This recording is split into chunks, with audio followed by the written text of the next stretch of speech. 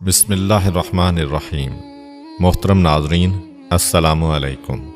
ایک مرتبہ حضرت عیسیٰ بن مریم علیہ السلام کسی پہاڑ کی چوٹی سے گزر رہے تھے۔ اس وقت ابلیس ان کے پاس آیا اور اس نے ان سے کہا، روح اللہ، یہ بتاؤ کیا تمہارا خدا اس بات پر قادر ہے کہ اگر تم اس چوٹی سے نیچے گرو تو وہ تمہیں بچا سکتا ہے؟ حضرت عیسیٰ علیہ السلام نے کہا، جی ہاں، میرے رب کو یہ قدرت حاصل ہے۔ ابلیس نے کہا، یہ بات حق ہے اور آپ اپنے اس دعویٰ میں سچے ہیں تو آپ اپنے آپ کو اس پہاڑ کی چوٹی سے گرا دیں، میں دیکھتا ہوں کہ آپ کا رب آپ کو مرنے سے کیسے بچاتا ہے۔ حضرت عیسیٰ علیہ السلام نے محسوس کیا کہ شیطان لعین انہیں ناجائز وسوسہ میں مبتلا کرنا چاہتا ہے۔ انہوں نے اس سے کہا، لعین، کیا تو چاہتا ہے کہ میں اپنے رب کی آزمائش کروں؟ یہ علیحدہ بات ہے کہ مجھے اس بات کا یقین ہے کہ میرا خدا میری حفاظت کرے گا۔ اللہ کا ہر فرمان برحق ہے اور ہمیں اس میں شک کرنے کی کوئی گنجائش نہیں ہے، لیکن میں خدا کی آزمائش نہیں کرتا۔ کچھ دنوں بعد ابلیس ان کے پاس آیا اور ان سے کہا، عیسیٰ علیہ السلام، تم تو اللہ ہو کیونکہ تم مردے زندہ کرتے ہو اور غیب جانتے ہو اور لوگوں کو غیب کی خبریں دیتے ہو۔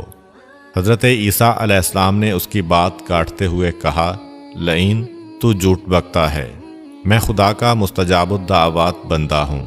اللہ میری دعائیں قبول کرتا ہے اور اسی کے حکم سے مردے زندہ ہوتے ہیں، اور جہاں تک غیب کی باتوں کا تعلق ہے تو خدا مجھے غیب کی اطلاع دیتا ہے، میں لوگوں کو اس کی خبر دیتا ہوں۔ جب ابلیس نے دیکھا کہ عیسیٰ علیہ السلام اس کے جال میں پھنسنے پر آمادہ نہیں ہیں تو اس نے چیخ ماری اور ان کے سامنے سے بھاگ کھڑا ہوا۔ ابو نصر نشاپور کا ایک سلطان ہو گزرا ہے۔ ایک مرتبہ وہ لاؤ لشکر سمیت اپنے دارالحکومت میں داخل ہو رہا تھا کہ ایک مکان سے قاری کی آواز نے اسے چونکا دیا۔ ابو نصر قرآن سننے کے لیے رک گیا۔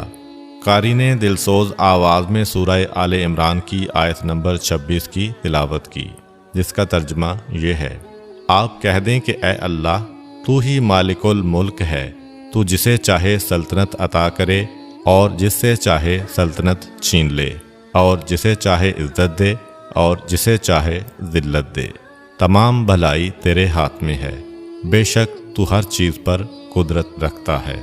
اس آیت مجیدہ نے سلطان کے دل پر گہرا اثر کیا۔ وہ یہ آیت سن کر کانپ اٹھا، گھوڑے سے اترا اور رکوع کیا، پھر سجدہ بجا لایا۔ کچھ عرصہ بعد اس قاری کی وفات ہو گئی۔ اس کے ایک دوست نے خواب میں قاری کو دیکھا کہ خدا نے اسے جنت میں عظیم مقام عطا کیا ہے۔ اس نے قاری سے پوچھا کہ تجھے یہ مقام کس وجہ سے نصیب ہوا ہے؟ قاری نے جواب دیا، میں تو ایک بدکار اور گناہ گار انسان تھا، میرے نامہ اعمال میں کوئی خاص نیکیاں نہیں تھیں، مگر اس کے باوجود خدا نے مجھ پر خصوصی کرم کیا اور مجھے یہ مقام عطا کیا، اور خدا نے مجھ سے فرمایا، تو نے دنیا میں ایک سلطان کو ہماری عظمت یاد دلائی تھی، اس کی وجہ سے ہم آج تجھ پر رحم کر رہے ہیں اور تجھے بلند مقام عطا کرتے ہیں۔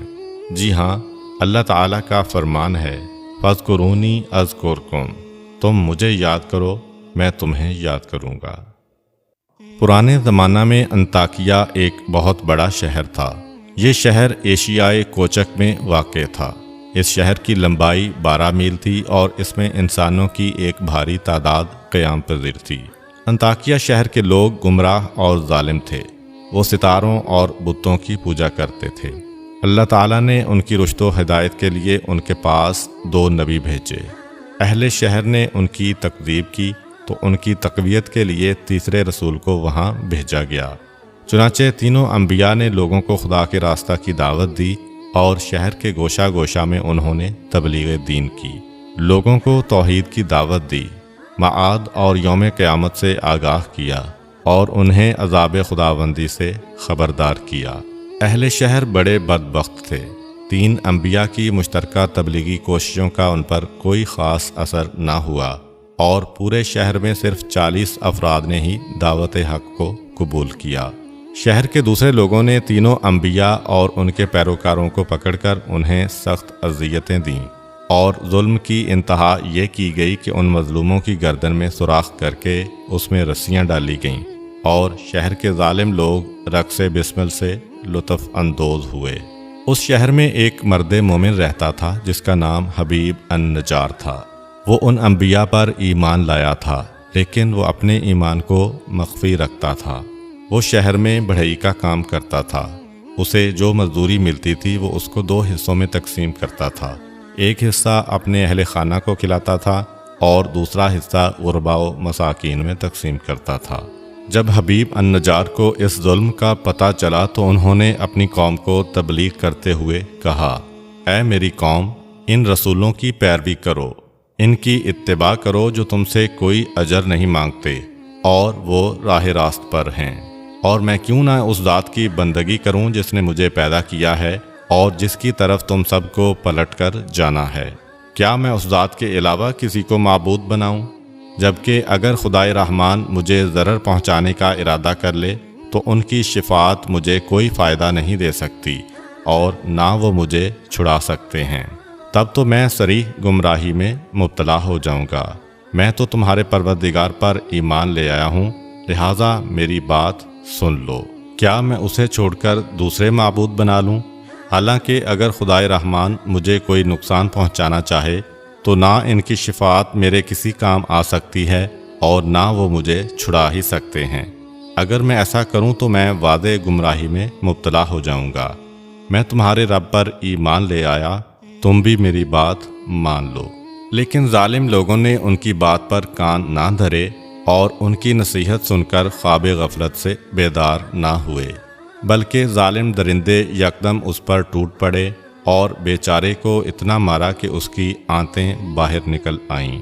پھر اس کا گلا دبا کر قتل کر دیا اور لاشا کو ایک کنویں میں ڈال کر اس میں مٹی ڈال دی گئی اور وہ کنواں اس کا مدفن بن گیا۔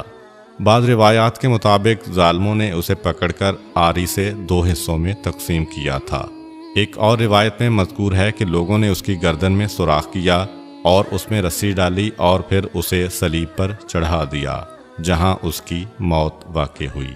حبیب النجار کو موت سے قبل انبیاء دکھائی دیے تو اس نے یہ آخری الفاظ کہے، میں تمہارے رب پر ایمان لایا ہوں، میرے گواہ رہنا۔ اس کے بعد اس کی روح قفص عنصری سے پرواز کر گئی۔